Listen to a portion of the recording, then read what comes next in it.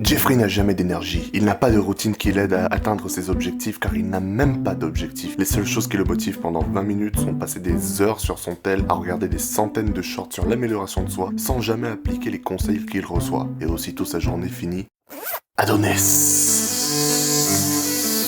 se couche et se lève tous les jours à la même heure afin de prendre le soleil et de méditer dans la nature. Lorsque son esprit est en paix, il se lance sans distraction dans ses tâches pendant 4 heures et détruit sa compétition, qui pourtant travaille plus longtemps que lui. Quel est donc son secret? Pendant des années, j'ai dormi à 2-3 heures du matin, simplement parce que j'avais pas envie d'aller au lit avant d'avoir défoncé ce boss de merde sur Dark Souls ou d'avoir capturé tous les monstres d'une zone sur Final Fantasy X. Ceux qui ont joué au jeu savent exactement que la reine de monstres c'est ultra chiant. Et le pire c'est que j'avais école après, donc je me levais avec 4-5 heures au compteur. Tout ça pour même pas suivre en classe et juste m'amuser avec mes stylos et faire des histoires. Ouais, je faisais des combats et tout de stylo, t'as vu, tu sais ce qu'on faisait quand on était petit. Tout ça parce qu'en fait, j'avais pas internet pendant des années, ni chez moi, ni sur mon téléphone. Je viens d'une famille congolaise avec peu d'argent aussi, c'est pas surprenant. Et pourtant, malgré le fait que j'ai dû grandir très vite du fait de mon environnement social pas ouf, et qu'on m'a quand même inculqué des valeurs familiales traditionnelles, j'ai quand même réussi à enculer ma vie. Alors imagine un peu les gens qui n'ont pas eu ce genre d'éducation traditionnelle et qui baignent dans internet depuis qu'ils ont 2 ans et demi. C'est terrible. J'avais cumulé tous les malus possibles et imaginables dans ma manière de vivre et j'aurais voulu que quelqu'un m'enseigne quoi faire plus tôt.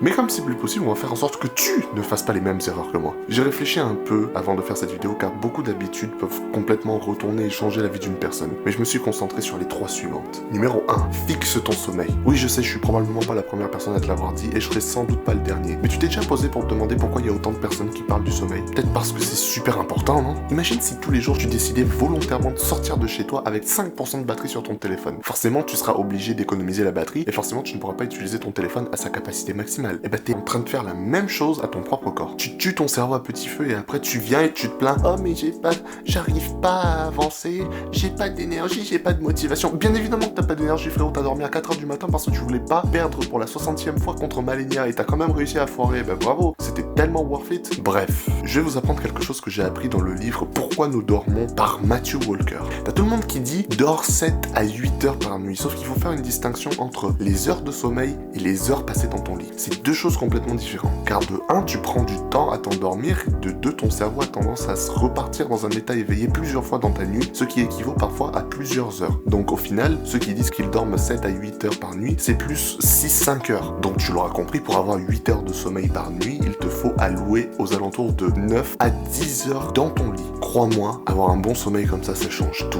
Un autre conseil par rapport au sommeil, c'est de toujours garder les mêmes heures où tu te lèves et où tu te couches. Oui, même les week-ends. Même si tu te retrouves à faire la fête avec tes potes et à rentrer tard, ne repousse pas ton heure de sommeil pour avoir tes 8 heures de sommeil. C'est débile. T'as déjà enculé la moitié de ton planning, tu vas pas enculer l'autre moitié. C'est important de cultiver cette habitude pour qu'elle reste ancrée dans ta manière de vivre. Numéro 2, le jeûne intermittent. Oui, je déconne pas, le jeûne intermittent. Faire un jeûne intermittent de ta journée peut grandement augmenter ton efficacité de la concentration. Je m'explique. Pour ceux qui ne le savent pas, la digestion est un processus physique extrêmement long qui va taxer une quantité assez massive d'énergie dans notre organisme. Je suis quasiment sûr, je sais pas, mais je suis quasiment sûr que la digestion, c'est le processus qui requiert le plus d'énergie dans le corps humain. Imaginons que tu écoutes tous les conseils qu'on nous a donnés depuis qu'on est gamin. Le petit déjeuner, c'est le repas le plus important de la journée. Du coup, tu te lèves et la première chose que tu fais, c'est tu te brosses les dents. Si t'es pas dégueulasse, si t'es pas dégueulasse, tu te brosses les dents et ensuite tu vas manger. Sauf qu'en fait, quand tu manges, tu es littéralement en train de te flinguer ton énergie simplement parce que tu décides de mettre ton estomac et ton corps entier en processus de digestion, ce qui va te pomper 30 à 40% de ton énergie journalière. Mais du coup, c'est quoi le plan? C'est très simple. Il te faut d'abord déterminer les tâches les plus importantes à accomplir dans ta journée.